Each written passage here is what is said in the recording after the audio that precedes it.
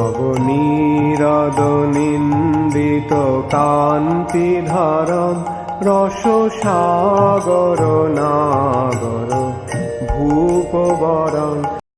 हम लोग श्रीमद् भागवतम के पहले स्कंद में हैं, 12वां अध्याय चल रहा है। सॉरी, आज 13वां अध्याय शुरू होगा। श्रीमद् भागवतम 13वां अध्याय शुरू होगा।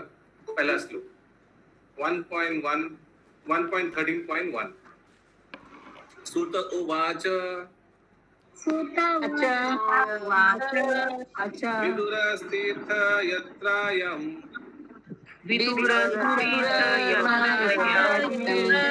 मैत्रेयादात्मनो गतिम्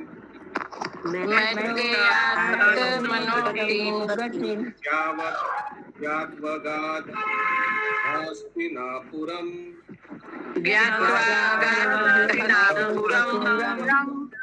तया वाप्त विविसितः।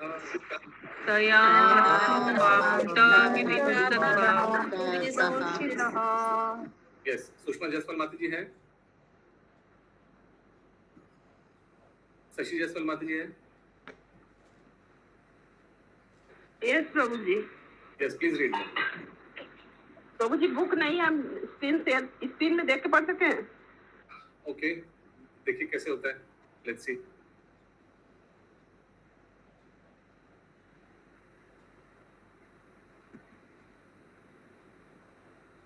आप म्यूट में माता जी। श्री सूत गोस्वामी ने कहा, तीर्थ यात्रा करते हुए विदुर ने महर्षि मैत्रेय से आत्मा की गति का ज्ञान प्राप्त किया और फिर वे हस्तिनापुर लौट आए। वे अपेक्षानुसार इस विषय में पारंगत हो गए। फिर से एक बार माता जी अनुवाद। श्री सूत गोस्वामी ने कहा, तीर्थ यात्रा करते हुए विदुर ने महर्षि मैत्रेय से आत्मा की गति का ज्ञान प्राप्त किया। फिर वे हस्तिनापुर लौट आए। वे अपेक्षानुसार इस विषय में पारंगत हो गए। तात्पर्य: विदुर महाभारत के इतिहास में ये प्रसिद्ध व्यक्तियों में से एक थे। महाराज पांडु की माता अंबिका की दासी के गर्भ से ये व्यास देव के द्वारा उत्पन्न हुए थे। वे यमराज के अवतार हैं। मंडूक मुनि के शाप ग्रस्त होने के कारण इन्हें शूद्र होना पड़ा। कहानी इस प्रकार है। एक बार राजा के सिपाहियों ने कुछ चोर पकड़े जो मंडूक मुनि के कुटी में छिपे हुए थे। सिपाहियों ने चोरों के साथ साथ जैसे सामान्य रूप से किया जाता है, मंडूक मुनि को भी बंदी बना लिया। न्यायाधीश ने विशेष रूप से मुनि को विशेष रूप से सूली पर चढ़ाकर मार डालने का आदेश दिया, किंतु जब उन्हें भाला भोंका जाने वाला था तो इसका समाचार राजा के पास पहुंच गया। अतः उसने तुरंत ही उनका महामुनि होने के नाते वध रोकने का आदेश दिया। राजा ने स्वयं मुनि से अपने व्यक्तियों की गलती के लिए क्षमा मांगी। यह मुनि तुरंत ही जीवों के भाग्य विधाता यमराज के पास पहुँचे। जब मुनि ने उनसे पूछा तो यमराज ने उत्तर दिया कि मुनि ने अपने बचपन में एक तेज नुकीले तिनके से चींटी को बीत डाला था, इसलिए उसे यह कष्ट उठाना पड़ा। मुनि ने सोचा यह यमराज की मूर्खता थी कि उन्हें बचपन के अज्ञान के लिए दंडित किया गया। अतएव मुनि ने यमराज को शाप दे डाला कि वे शूद्र बन जाए। यमराज का यह शूद्र अवतार विदुर के नाम से विख्यात हुआ, जो धृतराष्ट्र तथा महाराज पांडु का शूद्र भाता था। लेकिन भीष्मदेव ने कुरु वंश के इस शूद्र पुत्र के साथ अपने अन्य भतीजों के समान ही व्यवहार किया। कालांतर में विदुर का विवाह ऐसी कन्या से हुआ जो एक ब्राह्मण द्वारा शूद्राणी के गर्भ से उत्पन्न हुई थी। यद्यपि विदुर अपने पिता भीष्मदेव के भाई के संपत्ति के उत्तराधिकारी नहीं थे, लेकिन विदुर के बड़े भाई धृतराष्ट्र ने उन्हें पर्याप्त राज संपत्ति प्रदान की थी। विदुर अपने बड़े भाई के प्रति अत्यधिक अनुरक्त थे और वे उनसे निरंतर सही मार्ग पर ले जाना चाहते थे। कुरुक्षेत्र के भ्रातृ युद्ध के समय विदुर ने बारंबार अपने बड़े भाई से अनुनय विनय की कि वह पांडु पुत्रों के साथ न्याय बरते, लेकिन दुर्योधन को अपने चाचा की यह दखल पसंद न थी। अतएव उसने विदुर का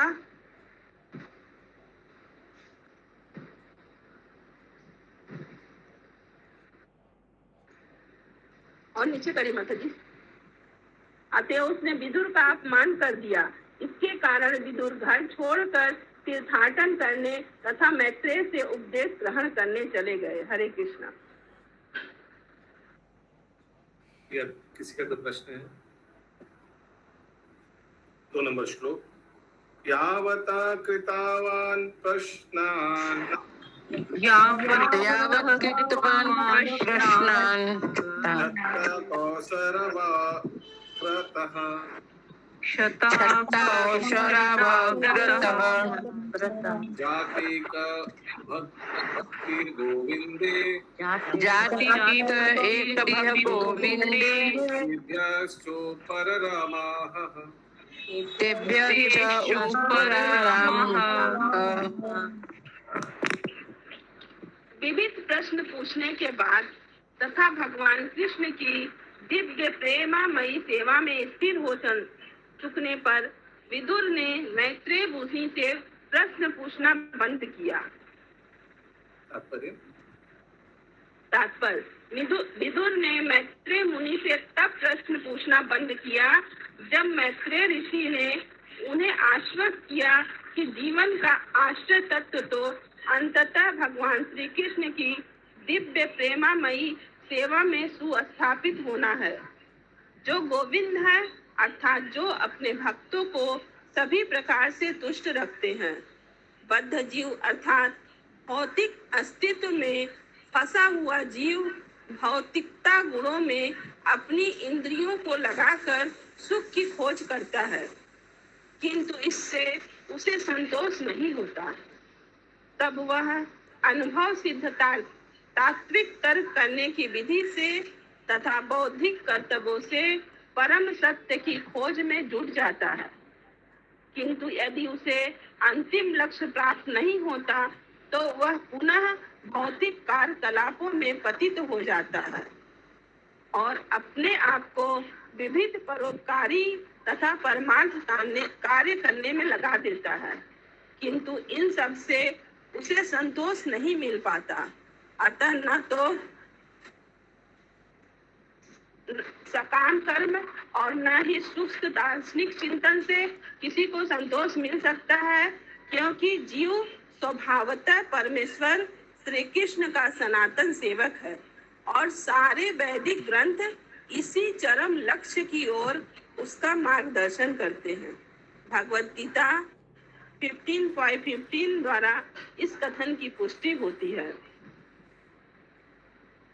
विदुर के समान ही जिज्ञासु बद्ध जीव मैत्रेय जैसे प्रामाणिक गुरु के पास पहुंचना चाहिए और बुद्धिपरक जिज्ञासाओं द्वारा कर्म, सकाम कर्म, ज्ञान, परम सत्य को जानने के लिए दार्शनिक अनुसंधान और योग या आत्म साक्षात्कार की योग विधि के विषय में प्रत्येक वस्तु को जानने का प्रयास करना चाहिए।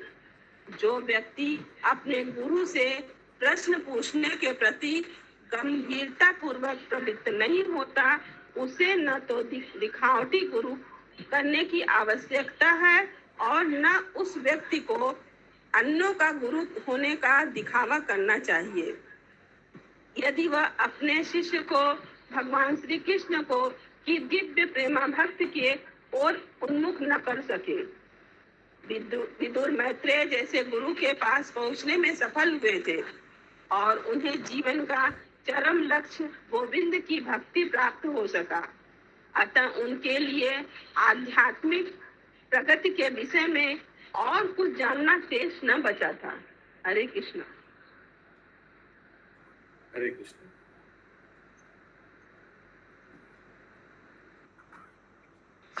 हरे कृष्णा प्रभु जी, दंडवत प्रणाम। हरे कृष्ण प्रणाम। प्रभु जी, ये जो यहाँ पे दिया है कि यमराज के वो शूद्र ये में थे, शूद्र के रूप में जन्म लिए थे Vidur Yamraj. Incarnation of Yamraj, incarnation, अवतार। हाँ, तो ये युधिष्ठिर भी तो यमराज के ही अवतार थे। प्रश्न क्या है? प्रश्न ये है प्रभु कि एक ही टाइम पे यमराज दो कैसे जन्म ले, दो रूप में कैसे जन्म ले लिए, एक विदुर के रूप में, एक युधिष्ठिर के रूप में। जैसे किसी किसी का डुअल इनकारनेशन होता है, डबल इनकारनेशन होता है। जैसे हम लोग ने देखा रामानंद राय, अर्जुन और ललिता सखी का दोनों का अवतार है।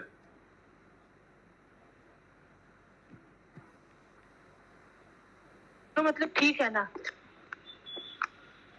ठीक है, कोई गड़बड़ तो नहीं है। धर्मराज यमराज हरे कृष्ण। ठीक है, thank you. Hare Yes, Krishna लेखा माता जी। प्रणाम। धर्मराज के पुत्र माना जाएगा, नहीं युधिष्ठिर महाराज? हाँ, पुत्र रूप से और ये माना तो जाएगा। साक्षात विदुर है, धर्मराज। करेक्ट, धर्मराज है। हाँ हाँ प्रभु जी, हरे कृष्ण। करेक्ट। ठीक है विनीता माता जी। हरे कृष्ण प्रभु, नहीं समझे हम। पुत्र माना जाएगा मतलब? पुत्र का इनकारनेशन युधिष्ठिर, धर्मराज का पुत्र का इनकारनेशन। और यमराज डायरेक्ट है विदुर इनकारनेशन। तो पुत्र को ये यमराज के पुत्र हुए? युधिष्ठिर महाराज हाँ, वो यमराज के पुत्र हुए। इनकारनेशन, पुत्र का अवतार है तो यमराज ही ना। हरे कृष्णा प्रभु जी। एक पिता हुए, एक पुत्र हुए। एकदम। पिता हुए विदुर और पुत्र हुए युधिष्ठिर, युधिष्ठिर महाराज। लेकिन दोनों यमराज ही है ना। अरे पिता पुत्र एक कैसे हो सकता है? चंदा माता जी। प्रभु, मेरे तो अभी भी क्लियर नहीं हुआ। कृष्णा प्रभु जी। हाँ बोलिए। प्रभु जी, जो धर्मराज लिखा पढ़ी करते हैं, कर्म का लेखा जोखा रखते हैं, उनके अवतार है युधिष्ठिर महाराज, तभी ना उनको धर्मराज युधिष्ठिर कहा जाता है। और यमराज, युधिष्ठिर महाराज धर्मराज का पुत्र है, विदुर यमराज है, यमराज का अवतार है।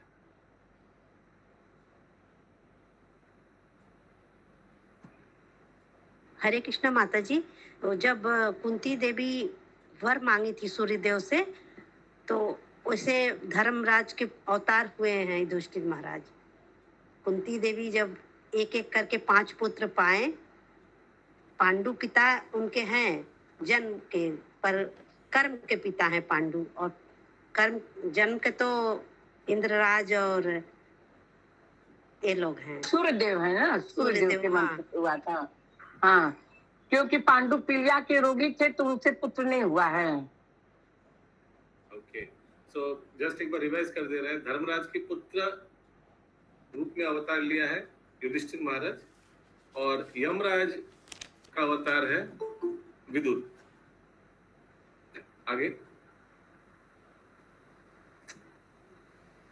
3 नंबर श्लोक। तम बंधुम आगतम दृष्ट्वा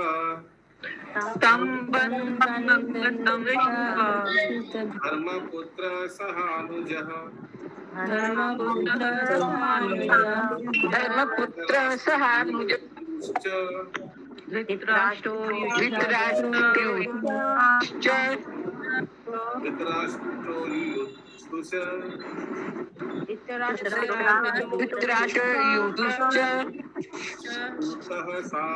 सारद्वता पृथक् गांधारी द्रौपदी ब्राह्मण द्रौपदी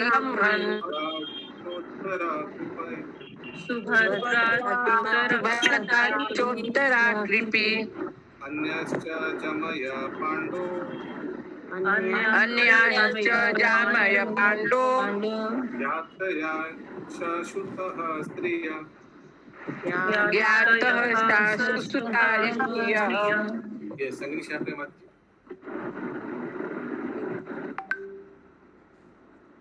जब उन्होंने देखा कि विदुर राजमहल लौट आए हैं तो महाराज युधिष्ठिर, उनके छोटे भाई पृष्ठराज, सात्विकी, संजय, कृपाचार्य, कुंती, गांधारी, द्रौपदी, सुभद्रा, उत्तरा, कृपी, कौरवों की अन्य पत्नियां तथा अपने बच्चों के साथ स्त्रियों समेत सारे निवासी सभी अत्यंत हर्षित होकर तेजी से उनकी ओर बढ़े।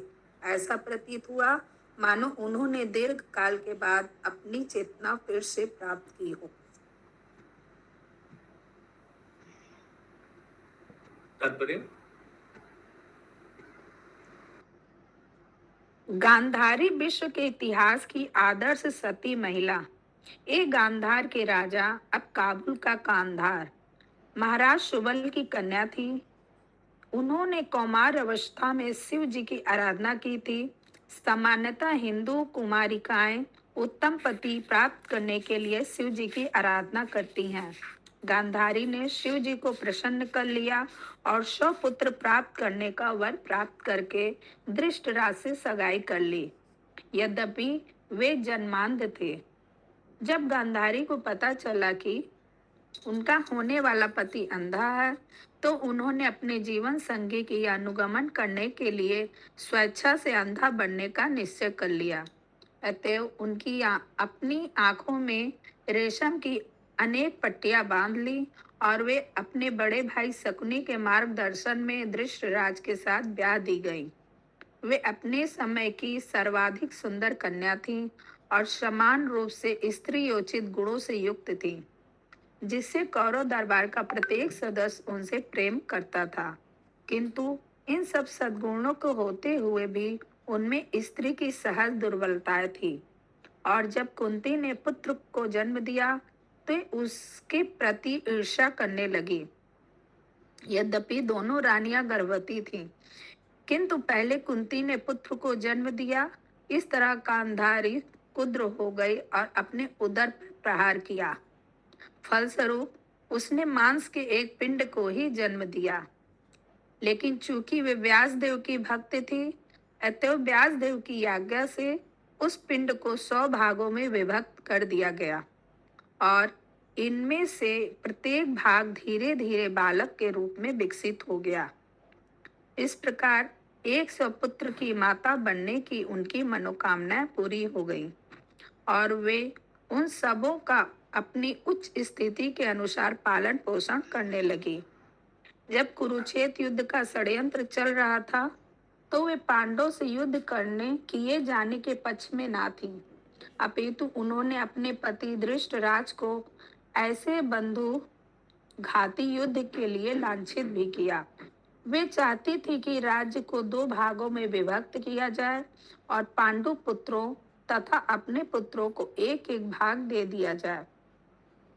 जब कुरुक्षेत्र के युद्ध में उनके सारे पुत्र मारे गए तो वे अत्यंत शोक मग्न हुई और वे भीमसेन तथा युधिष्ठिर को श्राप देना चाहती थीं, किंतु व्यासदेव ने उन्हें रोक लिया। भगवान श्री कृष्ण के समक्ष दुर्योधन तथा दुशासन की मृत्यु पर उनका विलाप अत्यंत कारुणिक था और भगवान कृष्ण ने उन्हें दिव्य संदेश द्वारा सांत्वना दी। वे कर्ण की मृत्यु से भी उतनी ही दुखी थीं और उन्होंने भगवान कृष्ण से कर्ण की पत्नी का विलपना बतलाया। जब श्री व्यासदेव ने उन्हें उनके मृत पुत्रों को दिखलाया, जिनके बाद में स्वर्ग लोक में उन्नति हुई, तब उन्हें सांत्वना प्राप्त हुई। वे गंगा के मुहाने के निकट हिमालय के जंगलों में अपने पति के साथ मरी। वे दावाग्नि में जल मरी। महाराज युधिष्ठिर ने अपने चाचा तथा चाची का अंतिम संस्कार किया। प्रीथा ये महाराज सूरसेन की पुत्री तथा भगवान कृष्ण के पिता वसुदेव की बहन थी। बाद में महाराज कुंती भोज ने उन्हें गोद ले लिया था, अतएव वे कुंती कहलाई। वे भगवान की विजया शक्ति की अवतार थीं। जब उच्चतर ग्रहमंडल से स्वर्ग के निवासी राजा भोज को मिलने के लिए आते थे तो कुंती उनके स्वागत में लगी रहती थी। उन्होंने महान योगी दुर्वासा मुनि की भी सेवा की थी। दुर्वासा ने उनकी अच्छी सेवा से प्रसन्न होकर उन्हें एक मंत्र दिया जिससे वे मनवांछित देवता का आवाहन कर सकती थी। उन्होंने उत्सुकतावश तुरंत ही सूर्य देव का आवाहन किया, जिन्होंने उनके साथ समागम करना चाहा, किंतु उन्होंने ऐसा करने से इनकार कर दिया। लेकिन जब सूर्यदेव ने आश्वस्त किया कि इससे उनका कौमार्य भंग नहीं होगा, तो उन्होंने उनका प्रस्ताव मान लिया। इस समागम के कारण वे गर्भवती हो गईं और उनसे कर्ण का जन्म हुआ। सूर्य की कृपा से वे पुनः कुमारी कन्या में परिणित हो गईं, लेकिन माता पिता के भय से उन्होंने अपने नवजात शिशु कर्ण का परित्याग कर दिया। तत्पश्चात जब पति चुनने की बारी आई तो उन्होंने स्वेच्छा से पांडु को पति रूप में चुना। बाद में महाराज पांडु गृहस्थ जीवन त्याग कर संन्यास ग्रहण करना चाहते थे, किंतु कुंती ने अपने पति को ऐसा नहीं करने दिया। अंत में महाराज पांडु ने उन्हें अनुमति दे दी कि वे उपयुक्त महापुरुषों का आवाहन करके पुत्र प्राप्त कर सकती हैं। पहले कुंती ने यह प्रस्ताव स्वीकार नहीं किया, लेकिन जब पांडु ने अनेक उपयुक्त दृष्टांत प्रस्तुत किए तो वे राजी हो गए। इस तरह दुर्वासा मुनि द्वारा प्रदत्त मंत्र से उन्होंने धर्मराज का आवाहन किया, जिससे युधिष्ठिर का जन्म हुआ। इसके बाद उन्होंने वायु का आवाहन किया तो भीम उत्पन्न हुए। उन्होंने स्वर्ग के राजा इंद्र का आवाहन करने पर अर्जुन का जन्म हुआ। नकुल तथा सहदेव का जन्म स्वयं पांडु ने अश्वनी कुमारों द्वारा माद्री के गर्भ से कराया। बाद में जब महाराज पांडु अल्प आयु में ही दिवंगत हो गए तो कुंती इतनी दुखी हुई कि उन्हें मूर्छा आ गई। तब कुंती तथा माद्री दोनों सपत्नियों ने यह निश्चय किया कि कुंती 5 अल्प वयस्क बालकों को पांडवों के पालने के लिए जीवित रहे और माद्री अपने पति के साथ सती हो। वहां पर उपस्थित सश्रृंग तथा अन्य उपस्थित महर्षियों ने इस निर्णय का समर्थन किया। बाद में जब दुर्योधन के षड्यंत्र से पांडवों को राज्य से बाहर निकाल दिया गया, तब कुंती अपने पुत्रों के साथ साथ रही और उन दिनों में उन्होंने सारे कष्ट उठाए। वनवास के समय एक असुर कन्या हिडिंबा ने भीम को पति बनाना चाहा। भीम ने इनकार कर दिया, किंतु जब कन्या कुंती तथा युधिष्ठिर के पास पहुंची तो उन्होंने भीम को आदेश दिया कि वह उसका प्रस्ताव स्वीकार करे और उसे पुत्र प्रदान करे।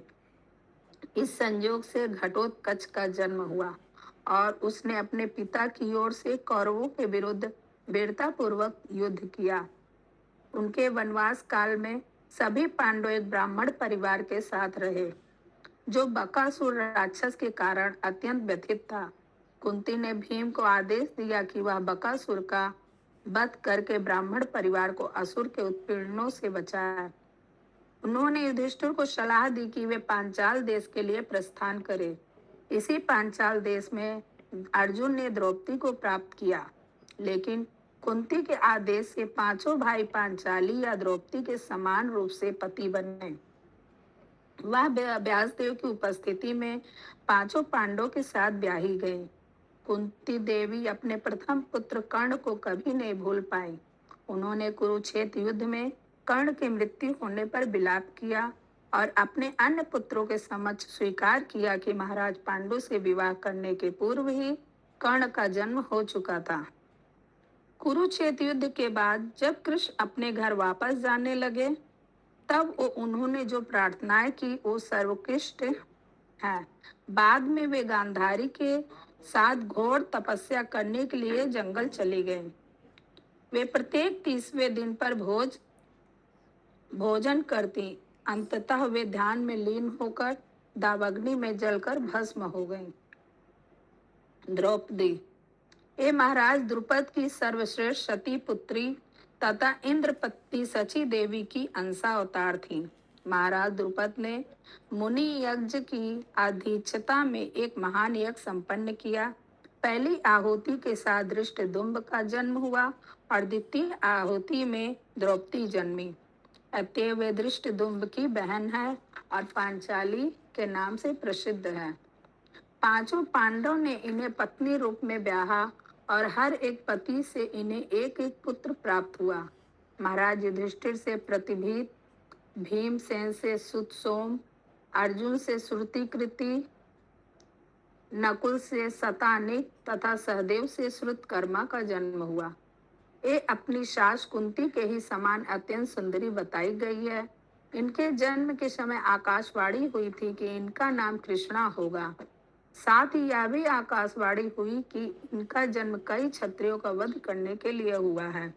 शंकर के आशीर्वाद से इन्हें एक से एक योग 5 पति मिले। जब उन्होंने स्वयं अपना पति चुनना चाहा तो विश्व भर के देशों के राजा तथा राजकुमार आमंत्रित किए गए। वह पांडव के वनवास के समय पांडव से विवाहित हुई, किंतु जब वे अपने घर वापस गए तो महाराज द्रुपद ने उन्हें प्रचुर दहेज दिया। धृतराष्ट्र की सभी बहुओं ने द्रौपदी का स्वागत किया। जब वे जुए में हार दी गई तो उन्हें सभा भवन में जबरन घसीट कर लाया गया और दुशासन द्वारा नग्न किए जाने का यत्न किया गया। यद्यपि वहां पर भीष्म तथा द्रोण जैसे गुरुजन उपस्थित थे, वे भगवान कृष्ण के परम भक्त थी। उनकी प्रार्थना सुनकर भगवान ने स्वयं असीम वस्त्र बनाकर उन्हें अपमान से बचाया। जब जटासुर नाम के राक्षस ने उनका अपहरण किया तो भीमसेन ने उसका वध करके उनकी रक्षा की। उन्होंने भगवान कृष्ण की कृपा से पांडव को दुर्वासा मुनि के श्राप से बचाया। जब पांडव विराट के राजमहल में अज्ञातवास कर रहे थे तो कीचक उनके अपूर्व सौंदर्य से मोहित हो गया। तब भीमसेन की सहायता से इस दुष्ट का वध किया गया और इस तरह वे बच गई। जब अश्वत्थामा ने उनके 5 पुत्रों का वध किया तो वे अत्यंत शोकाकुल हुई। अंतिम अवस्था में वे अपने पति युधिष्ठिर तथा अन्यों के साथ स्वर्गारोहण के लिए गई तथा मार्ग पर गिर गई। युधिष्ठिर ने उनके गिरने का कारण बताया, किंतु जब युधिष्ठिर स्वर्ग पहुंचे तो उन्होंने देखा कि लक्ष्मी देवी के रूप में द्रौपदी वहां पहले से विद्यमान थी।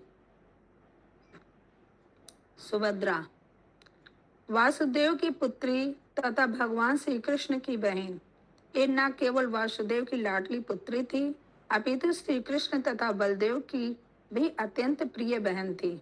ये दोनों भाई तथा बहन पुरी के सुप्रसिद्ध जगन्नाथ मंदिर में मूर्तिमान हैं और आज भी नित्य हजारों तीर्थयात्री इस मंदिर में दर्शन करते हैं। यह मंदिर सूर्य ग्रहण के अवसर पर भगवान की कुरुक्षेत्र यात्रा तथा बाद में वृंदावासियों से मिलने का स्मृति स्वरूप है। इस अवसर पर राधा तथा कृष्ण का मिलन अत्यधिक कारुणिक है और पुरी में भगवान श्री कृष्ण चैतन्य राधा रानी के भाव में सदैव भगवान श्री कृष्ण के लिए लालायित रहते हैं। जब अर्जुन द्वारका में थे तो उन्होंने सुभद्रा को अपनी रानी बनाना चाहा और भगवान श्री कृष्ण से अपनी इच्छा व्यक्त की। श्री कृष्ण जानते थे कि उनके बड़े भाई बलदेव सुभद्रा का विवाह अन्यंत्र तय कर रहे हैं। चूंकि श्री कृष्ण बलदेव द्वारा की जा रही व्यवस्था के विरुद्ध जाने का साहस नहीं कर सकते थे, अतएव उन्होंने अर्जुन को सलाह दी कि वह उसका अपहरण कर ले। अतएव जब सारे लोग रैवत पर्वत पर आनंद मनाने गए थे तो अर्जुन ने कृष्ण की योजना के अनुसार सुभद्रा का हरण कर लिया। इस पर बलदेव अर्जुन पर अत्यंत क्रुद्ध हुए और वे उन्हें मार डालना चाहते थे, किंतु कृष्ण ने बड़े भाई से अनुनय विनय की कि वे अर्जुन को क्षमा कर दें। तब अर्जुन के साथ सुभद्रा का विधिवत विवाह हुआ और सुभद्रा से अभिमन्यु का जन्म हुआ। अभिमन्यु की अकाल मृत्यु से सुभद्रा अत्यंत दुखी थी, किंतु परीक्षित के जन्म से वे सुखी तथा संतुष्ट हुई। प्रत्युज्जाग्मो प्रहर्षेण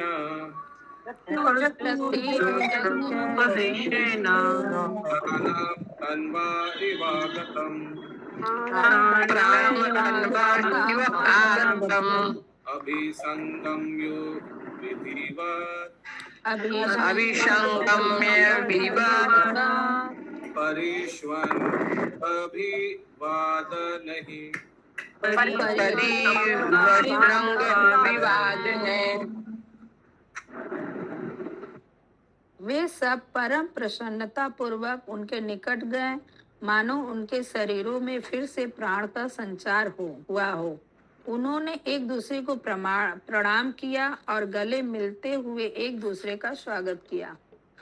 तात्पर्य: चेतना के अभाव में शरीर के अंग निष्क्रिय रहते हैं, लेकिन जब चेतना वापस आती है तो अंग तथा इंद्रियां सक्रिय हो उठती हैं और जीव हर्षित हो उठता है। कौरव परिवार के लिए विदुर इतने प्रिय थे कि राजमहल में उनकी अनुपस्थिति की तुलना निष्क्रियता से की गई थी। सभी लोग उनके तीव्र वियोग का अनुभव कर रहे थे, अतएव राजमहल में उनका वापस आना सभी के लिए आनंददायक था। हरे कृष्णा। तो आज श्रीमद् भागवतम यहाँ तक है। अभी हम लोग काहुत को इसके लिए अंकित रूप से निवेदन करेंगे पिन देने के लिए। प्रभु जी, आज नया चीज पता चला कि द्रौपदी मतलब लक्ष्मी की ही रूप वो भी थी।